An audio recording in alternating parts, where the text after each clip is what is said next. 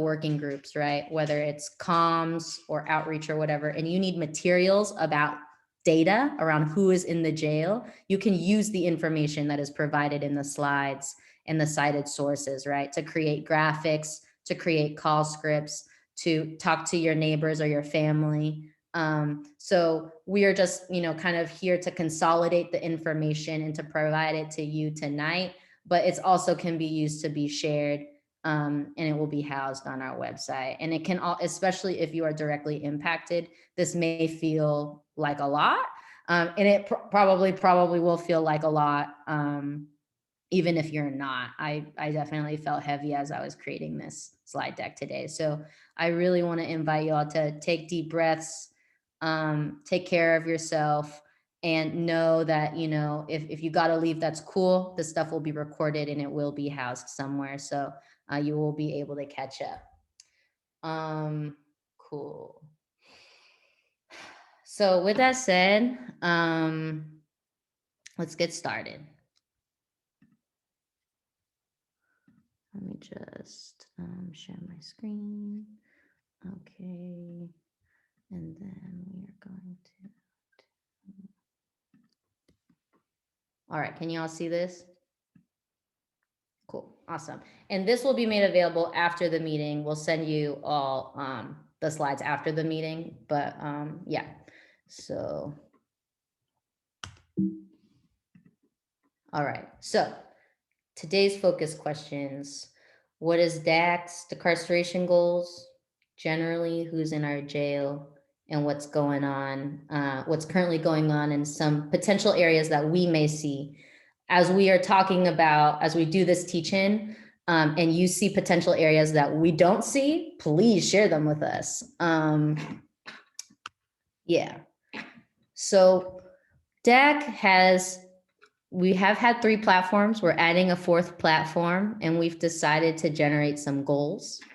And so we've been talking amongst our steering committee as well as with our members about how we should be setting our goals. So these are our very clear goals with metrics and a timeline in terms of decarceration.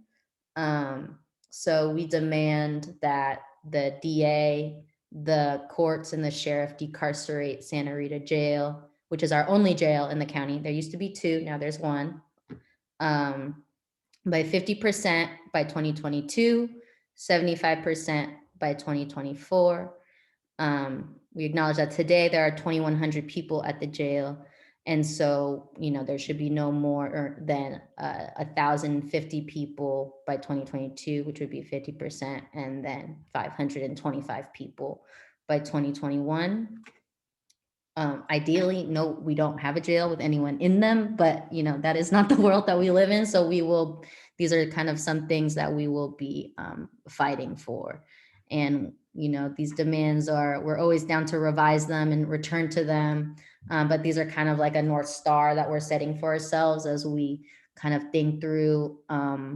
It will help us kind of decide what our future campaigns will look like. So this is a slide that tells us kind of like highlights the racial disparities. So up here is the Alameda County population. Oh no, is the Alameda County population. You can see that Black folks make up about 10% of the county population, but make up about 48% of the jail population. And when it comes to mental health, they make out about the same percent. And you can see the racial disparities amongst white folks as well here.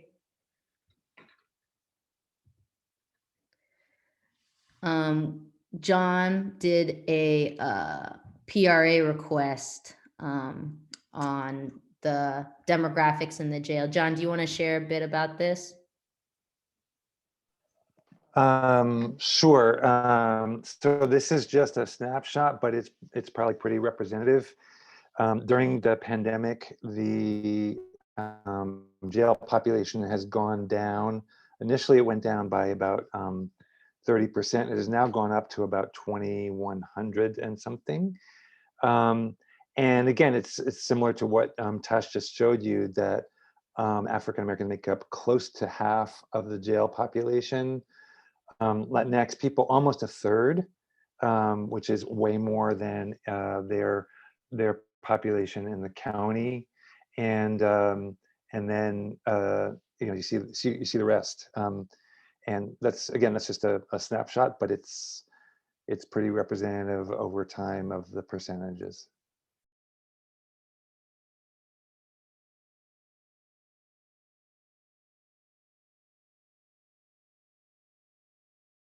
You're muted, Tash. Can you guys hear me? Okay, cool. A lot of the data that you're going to see here on out are like screenshots that we have taken from the Board and State Community Corrections, which is housed up in Sacramento. It's a part of the, California. It's a state entity that oversees jails and prisons, and it's mostly actually made up of law enforcement people that is an oversight body for cops. They dole out things from jail expansion money to programming money to all types of things. But one thing they do, so they do a lot of really sketchy stuff.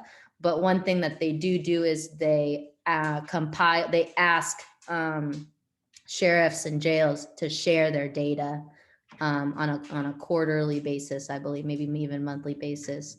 And then they aggregate that data. And so the source is here, you can check it out.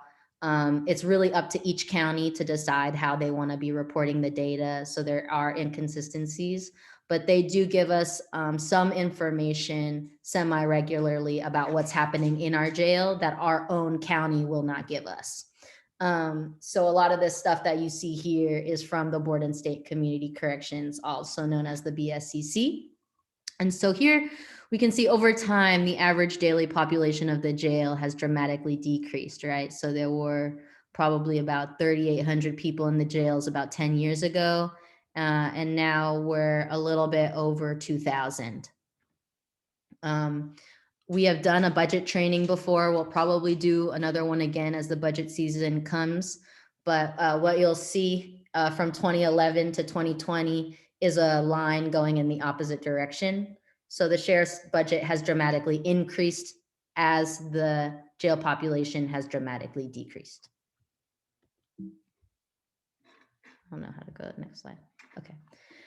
And it's, we did want to highlight gender, although it is very hard to, when cops, they really just, decide, like, gender is basically recorded based on who is in a male or female housing unit. We know that there are folks who are not men in the male housing unit, and there are folks who are not women in the male housing units. But this is kind of what is reported, right? So it looks like the majority of folks in jail are in a male housing unit, about 90% consistently, and 9% of folks in there are in a female housing unit. Do you want to share this slide, John? Yeah, so the vast majority of people in the jail are unsentenced. They have not been tried. They are legally innocent. And this is how Alameda compares to all the 57 other counties in the state. So in the third quarter of 2020, so in the middle of the pandemic, 96% of the people in Santa Rita had not been tried. And that is the second highest percentage in the state after Kern County. So why is that? Definitely, if you can go to the next slide. There's the courts have a big part in that, in a way that the courts keep people in jail while they're awaiting trial. I think the previous one, yeah, that one, yes. But also there's overcharging by the DA, which I think EJ will talk about more. It's only a small percentage of these people who are charged with misdemeanors, but they really shouldn't be in the jail at all, being held. So that's, that percentage of untried people has just increased in Santa Rita over time. Keep going. Yeah, so, there are things like bail. There are things like pretrial release. There are things like diversion, right? That can really get that 96% should actually be at zero, you know? So there are many different ways in which we can be lowering that population. And a lot of those decisions are actually made not by the sheriff, but by the DA. And so EJ, later on, will be talking about kind of what folks at the Justice Reinvestment Coalition are working on. And we'll also kind of open it up for folks to, I know that there are attorneys in the room, to also share, why is it that there are 96% of people in the jail who are unsentenced?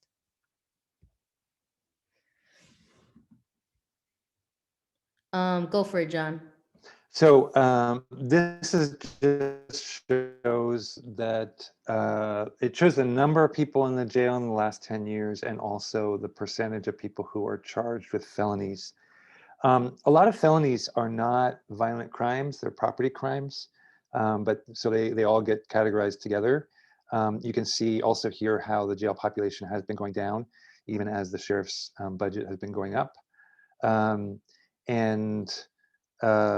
Yeah, just sort of the proportion between misdemeanors and felonies.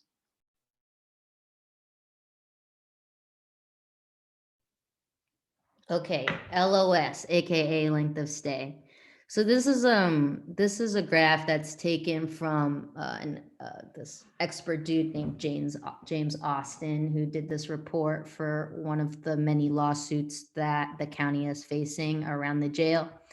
And in his report, he kind of talked about he was able to get data from the sheriff's department around the length of, like, the amount of how many days people are staying in the jail, and the amount and what they're being released for, and the average length of days that they are in the jail for what they are being released for. And so what he found is that the average length of stay across the board between 2018 and 2019, and we know this may be different because of COVID, was around 30 days for about 22,000 people. About 13,000 people were released within 3 days or less by bail or citation, right? So we know, like, being in jail for a day at all, or even a few hours, is traumatic. And so we know that 13,000 people just didn't need to even be in jail for 3 days. And by contrast, there were about, for the 9,300 people who did not get out in 3 days, they stayed on average for about 72 days. And you can see in this graph that there are people who have stayed for much longer than that. And so basically, if you're in any longer, it looks like you're gonna probably get eventually sentenced to state prison. But yeah, so this was kind of like a bit of a breakdown around, like, okay, like, what is kind of like the turnover? We know what the jail population is on any given day, but how many people are actually being released from the jail in a year, right? And how long are they staying in there? In terms of security classifications, so security classifications is just is what the sheriff creates based on, so every sheriff's department has different policies around how they want to keep the jail secure. And it's based on, they do many different types of assessments, and they keep people in different housing units based on the level of risk they think that people have. So based on gang statuses, based on mental health, oftentimes based on race. Sometimes it's also very arbitrary. It's a very violent way of identifying and categorizing people. And in this same study, he found that 60% of people in Santa Rita Jail are housed in general population, acknowledging that within general population, there's maximum, medium, and minimum security. And 40% of people are in some type of kind of higher, more restrictive classification.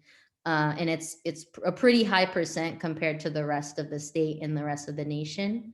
And restrictive status is just more where there's more isolation. You get less access to programming, you get less access to yard time. And people who get classified in these restrictive units have significantly longer stays in jail, sometimes for years. And that's especially for the population of people who are seriously mentally ill or who have serious mental health needs. And acknowledging, we just did want to acknowledge this, is that, despite the sheriff's, security classifications, we know that the jail is a very, very dangerous place.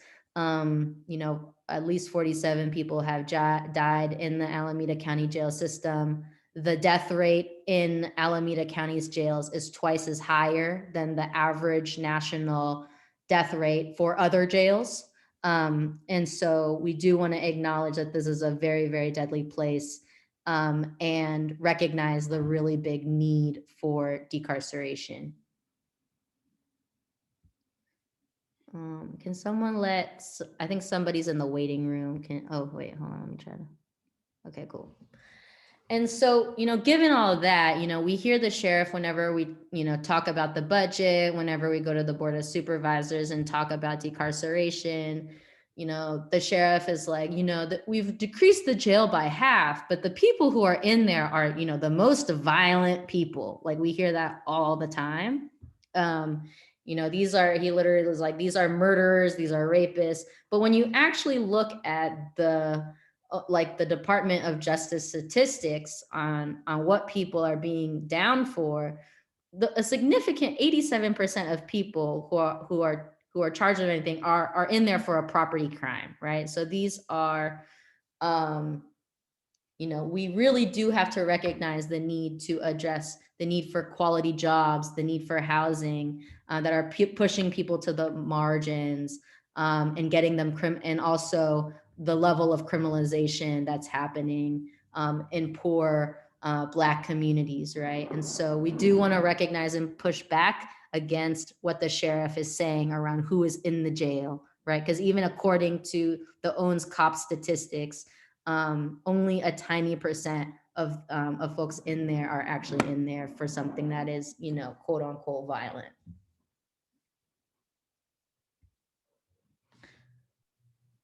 Go for it, John.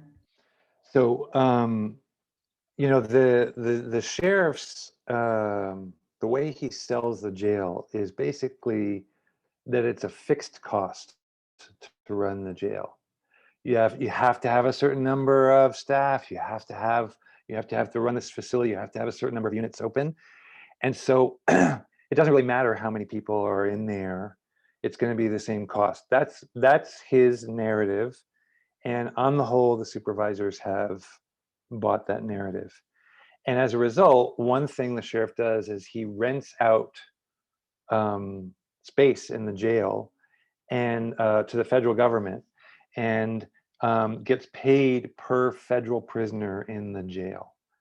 Now, what Alameda County is actually paid by the federal government is a lot less than the actual cost. If you divide the cost of running the jail and all of the deputies by the number of people who are incarcerated there, you're going to get about $100,000 to $145,000 per prisoner, depending on the numbers of people there, which have gone up and down.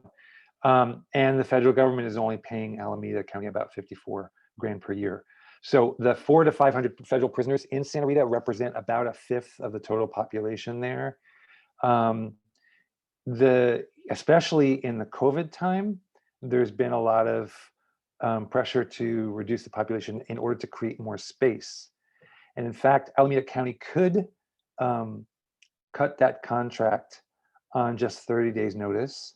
There's nothing in the contract that requires Alameda to keep it going.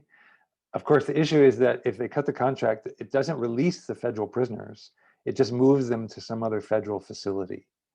It is one way of decarcerating this particular jail, but it's not on, per se, a decarceration strategy. There's also an unknown number of prisoners who are contracted with Monterey County. And then, especially since the pandemic started, there's a significant number of people who have been sentenced and they are awaiting transfer to a state prison. Just about 78 people. So that's almost, it's 8 or 9% of the total jail population. Again, if they were transferred to CDCR, they're not necessarily in a better situation. They might be. It's not a decarceration strategy, but it is part of understanding who is there right now who otherwise would not be there.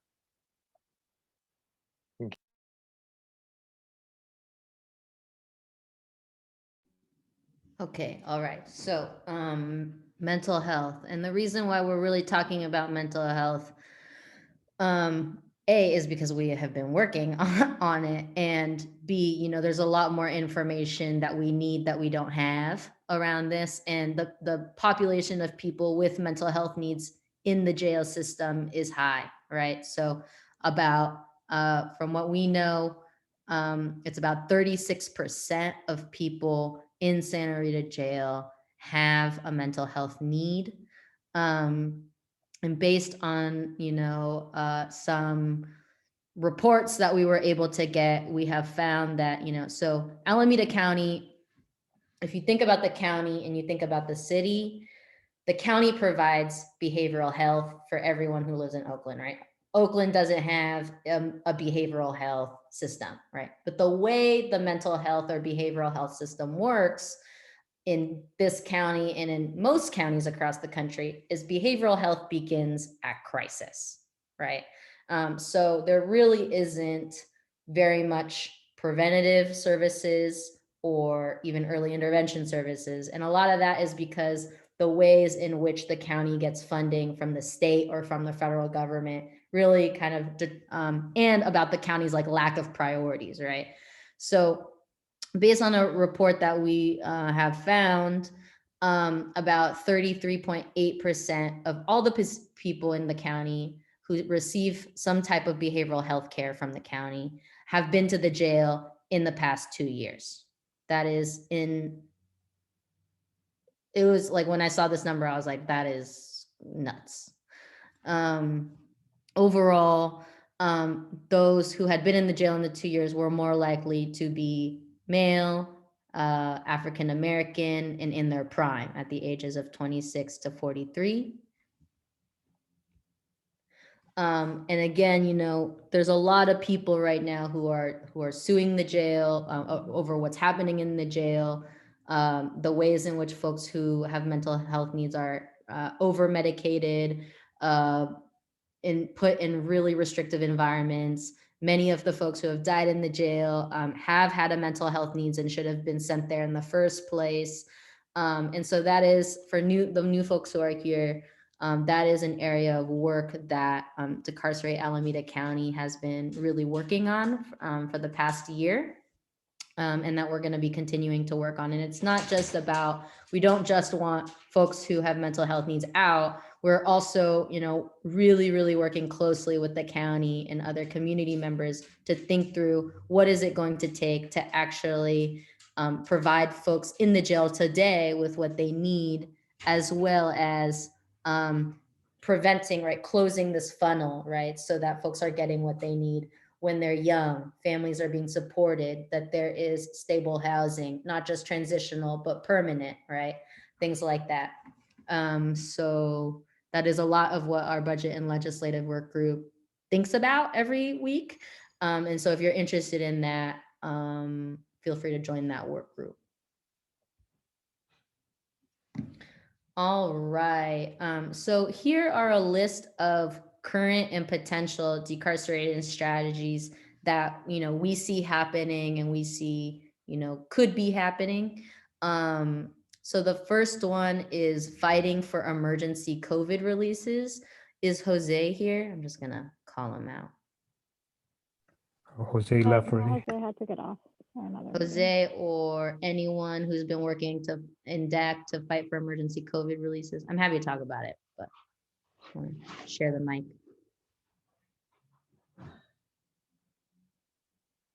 Yeah, I could speak on it, just going through the slide. So as you guys can see on the slide, current and potential decarceration strategies. For example, fight for emergency COVID release is ongoing. So DAC and National Loyal Guild and SRJ, Solidarity and Civil Rights Attorneys, have been working together. Decarcerate people with serious mental health, SMI, and build community capacity. It's ongoing. DAC and FASMI, East Bay Supportive Housing Collaborative, and JIMH and Task Force. Ending federal lease beds. People move from Santa Rita Jail, but not decarcerate. So Supervisor Chan has supported this.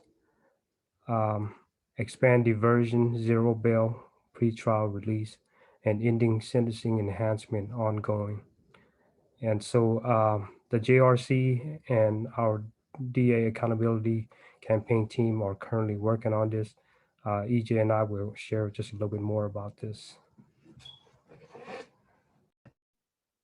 One thing before you go to that, Danny. So the thing that we have recognized during COVID is that the county health officer in a pandemic does have the authority to authorize emergency releases in the jail because the jail is an unsafe place for folks to be. It is literally the jail is every day. The jail is an ongoing super spreader event.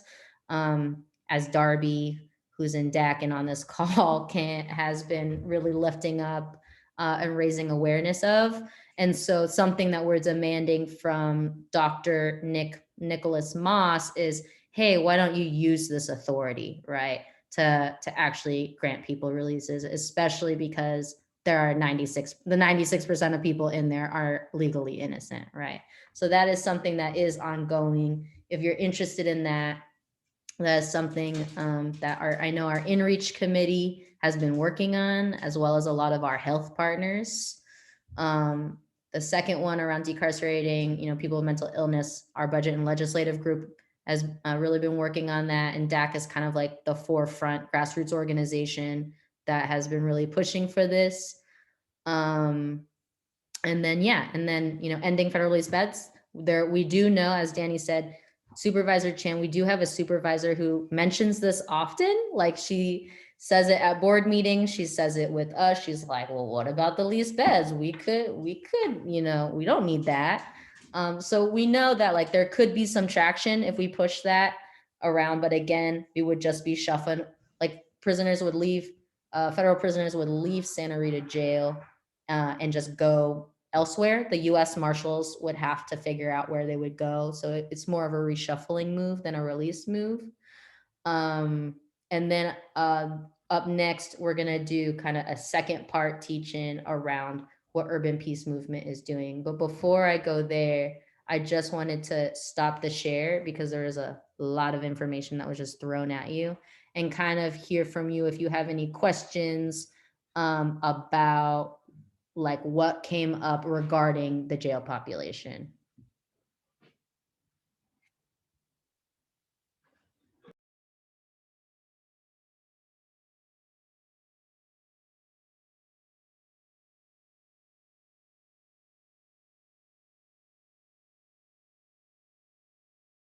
Yeah, what do you, the property versus violence side? Go ahead and ask the question, Dave and Tanya. Yeah, so I think I was a little confused because when I was looking at it, I initially thought that was the percentage of like a population percentage slide, but then I saw the numbers didn't correspond to that at all. So I wasn't sure what I was looking at exactly. Oh yeah, let me try to see if I can go back to it really quick. So, oh yeah, so it was like 87% of people, yeah. So you mean the numbers versus felonies and misdemeanors, or the property crimes versus arson versus? The property, it was I think property crimes versus violent crime. And I thought that was like a percentage of people who were in jail for those offenses, but the numbers were clearly, that was much higher than the people who were in jail for 2019. So I wasn't sure. 66,000. It was like 66,000. Oh, it's because there are 66,000, those are based on arrests in Alameda County. So it's what the arresting officer is charging folks for. Also,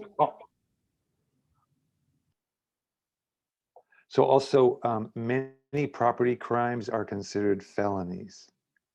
So even though, no person has been physically harmed, maybe there wasn't a firearm used, it's still considered a felony. I'm not sure if that's what you were comparing it to, but a lot of those property crimes are considered felonies. So just to clarify, so that slide wasn't about the prison population. We are looking for data on like charging data, or like prosecutor charging data around the jail population. But what we have only been able to find is officer charging data from at the arrest. So that's where that number is coming from. And I can kind of send you the source so that you can take a look at it. Okay, thank you. Mm-hmm. Great. Any other quick questions? Rachel Beck, of people present from Monterey County elsewhere, do we have any sense what percentage of them have a loved one nearby? Seems like moving people farther from outside support system is not great. John, do you want to answer that? Well, I was just going to type it in the chat. I think it's a really good question. I think there's a lot more research and understanding that we need to do about the federal population. I mean, they're all pretrial. There could be some negative results of transferring them out of Santa Rita. A lot depends on where they're transferred to. It requires a lot more attention and research before we just kind of dive into that. And just a bit of context about the federal beds the federal leased beds and the federal prisoners is that there are not very many federal prisons around the Bay Area. And so a lot of these federal prisoners are the U.S. Marshals, right, who is kind of the person who has the group that has authority over them, reaches out to county jails and sheriffs and says, hey, this person has a court date in San Jose. This person has a date in Oakland. This person has a date in San Francisco. Can we house you guys in San Francisco, Santa Clara, or Alameda counties, right? So they're much closer to their courts. And Santa Clara and San Francisco have said no. And Alameda County Sheriff is like, well, we'll take you all in, and we'll also give you a bus ride to your court date whenever that happens. So we're kind of housing everyone, any federal prisoner who has a court date in those three cities or those three counties, from what I understand. Cool. All right, so we are running a bit late on time, so we are going to pass it to EJ to share and Danny to share about what they're up to at the Justice Reinvestment Coalition. Cool. Thank you all. Good to be with everybody tonight. And just as a heads up, I'm dog sitting, and it is also almost New Year, Lunar New Year. So you might hear dogs or firecrackers in the background at some point. But first, I'll pass it over to Danny to explain JRC. Yeah, thanks, EJ. Yes, so just quick brief history of the Justice Reinvestment Coalition of Alameda County. So we're a coalition of 19 members organization, Ella Baker Center, Restore Oakland, Urban Peace Movement. So many wonderful organizations, even East Bay Community Law Center are part of our coalition. So what we focus on is that to make sure that we shift, we reinvest, we shift the county budgets, from policing or the sheriff and, just incarceration towards community health, education, jobs, and so forth. So we've been around for since 2016. But before then, we were two coalition working together around AB 109.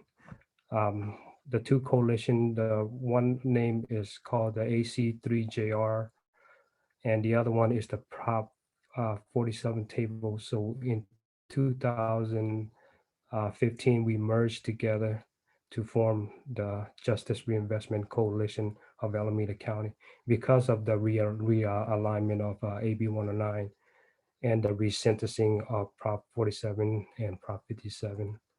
So since then, we had been working on, various campaign. One of the campaign that we had, recently shifted from to decarceration of Alameda County or Santa Rita is the audit campaign.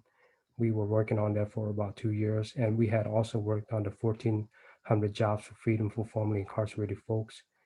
And today we're currently, monitoring the AB 109 implementation process at probation, which is the state money given to the county to, reallocate to community-based organization to do reentry work.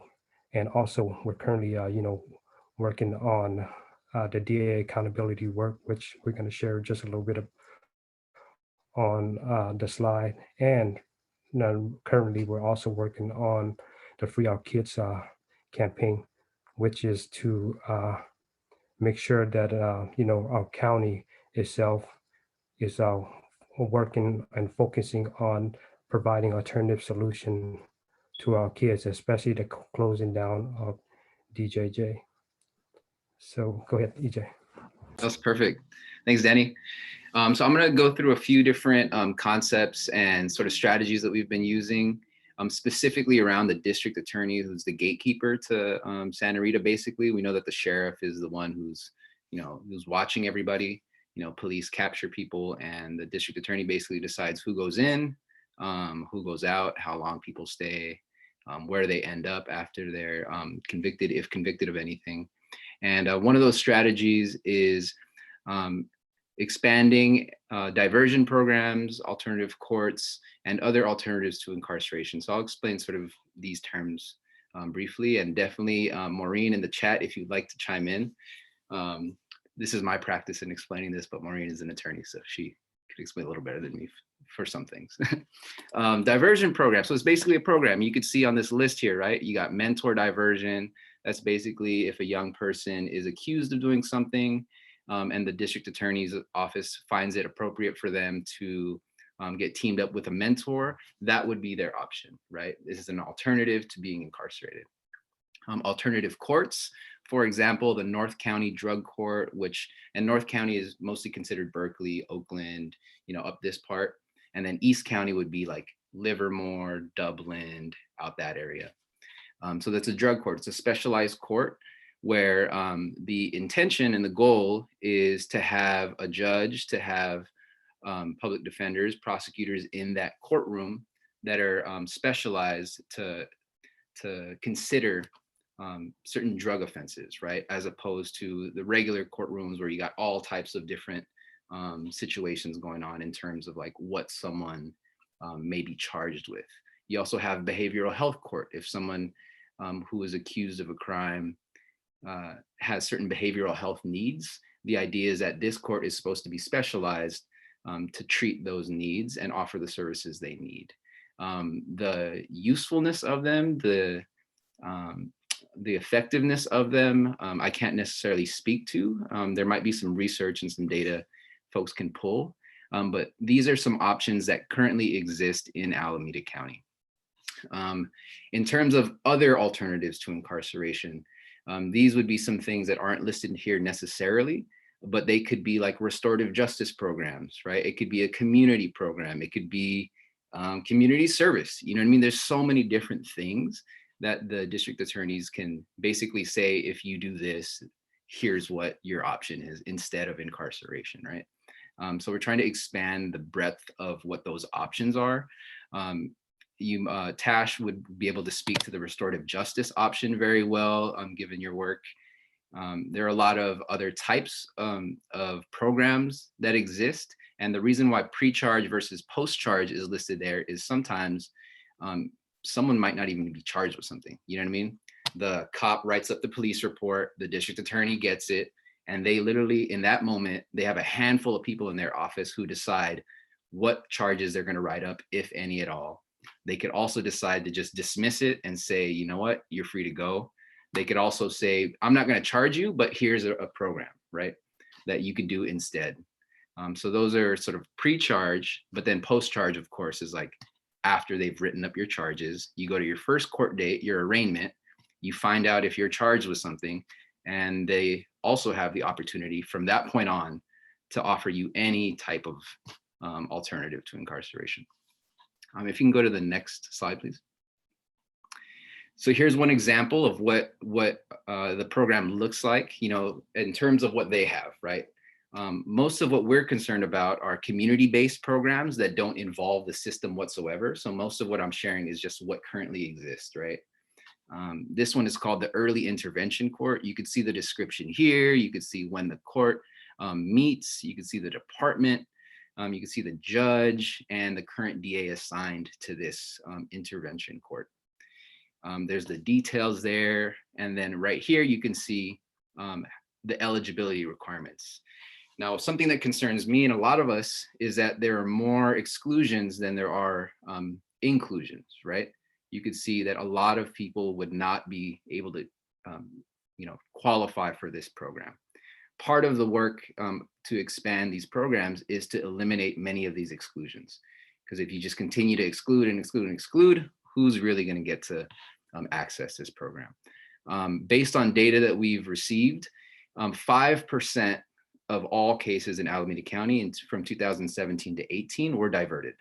That means 95% of the people who were in Santa Rita Jail, who were charged, just like John and Tash mentioned, had the option for alternatives to incarceration, but were unable to access them because either they did not get them offered, or, you know, there might be another reason. But literally only 5% of all cases. You can go to the next slide. Next, I want to share a little bit about what's called the emergency zero bail schedule, or some people call it the 1 cent bail because it's really 1 cent, but I mean, no one really pays 1 cent. As a result of COVID and the pandemic, the state passed an emergency bail schedule. So basically, like, if you're charged with a certain offense, there's a correlating bail amount associated with that offense, right? So they created an emergency bail schedule to accommodate the need to, like, decarcerate, essentially. That was the intention of it. So the emergency bail schedule said that basically all offenses would no longer, like, require bail, with the exception of these 13. There's a bunch of penal codes up there, so if anyone's quick with the Googles, you might be able to look up some of them. But basically, anyone who gets busted for something should be released, right? Technically, unless they have one of these 13 exceptions. I mean, there's a lot of issues that I'm concerned about. I have a particular research question regarding excessive charging, and I guess what some people call overcharging. From the research we gathered also, if someone had multiple charges on their case, right, and it was one of the charges was a misdemeanor, almost all of the other charges would be misdemeanors. This is based on data.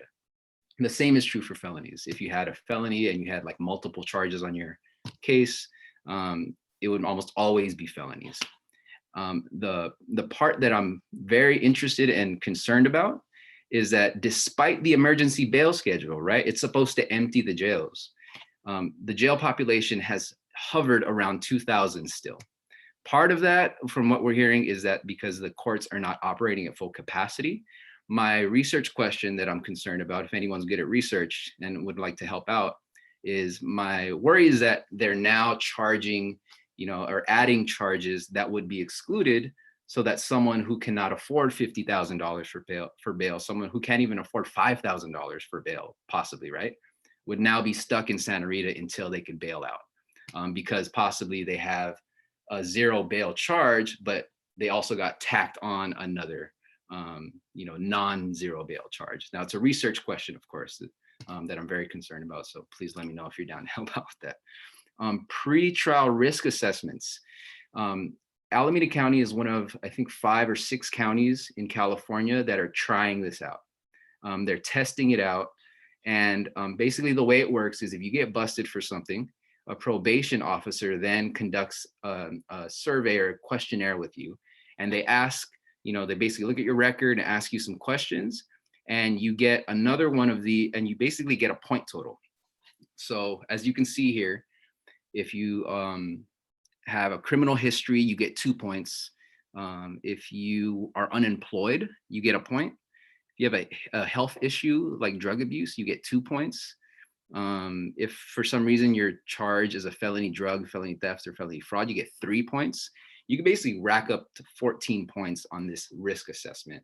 They say the intention of it is to try to predict the risk of some type of reoffense, right? There's a lot of research that shows that these risk assessments are very racist in nature because, the system itself is racist in nature in a lot of different ways. But Alameda County is currently piloting these programs. It's interesting because this is happening simultaneously with the zero bail schedule. So what we're currently doing is monitoring arraignments every Tuesday and Friday to both gather observations and also self-collected data on how they're implementing both of these things, the zero bail schedule and the pretrial risk assessment. Can you go to the next slide, please? As you can see here, depending on your point total, you have a certain level of supervision.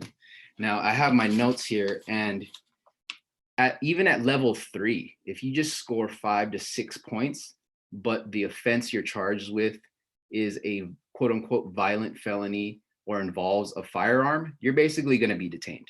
There's going to be no way for you to be released whatsoever. As you continue to level 6, if you have 11 to 14 points, there's absolutely no way you're going to be fighting your case from the outside. They're going to hold you in there until you resolve your case.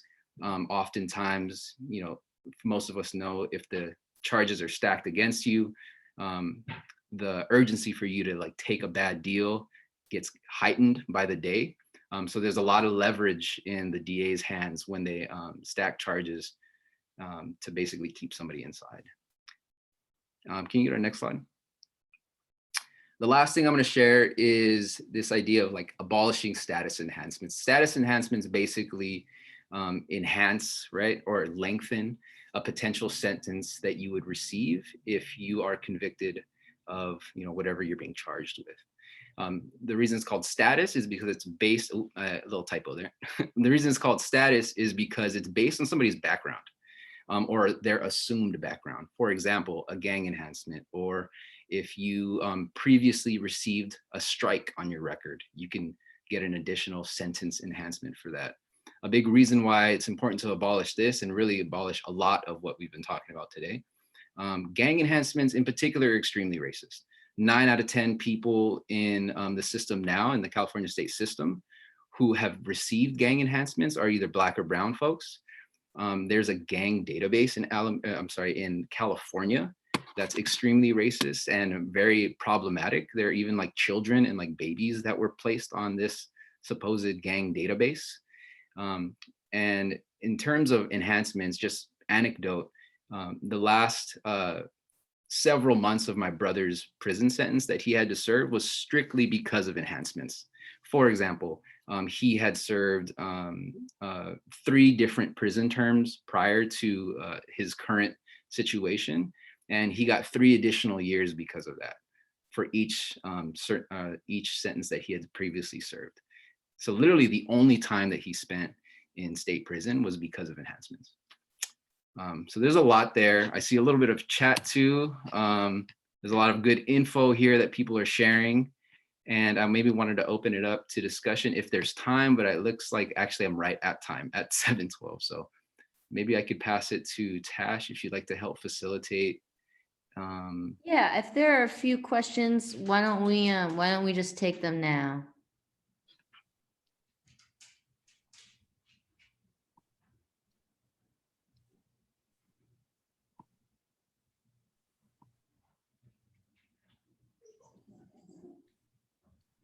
there any questions? Sorry, I'm like just catching up on the chat because I was doing screen sharing.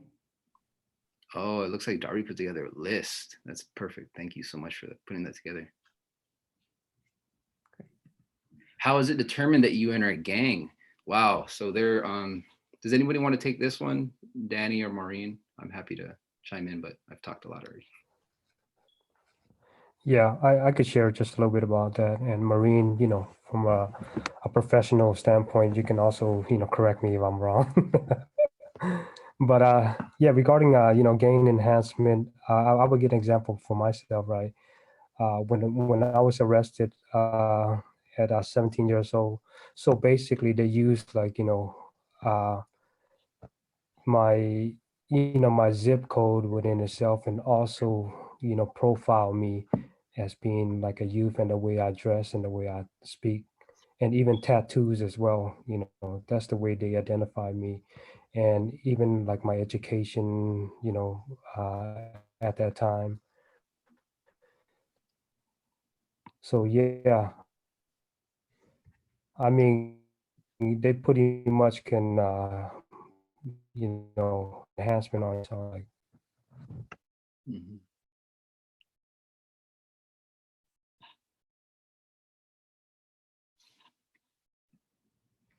Thanks for sharing your personal story, Danny. Any other questions? No.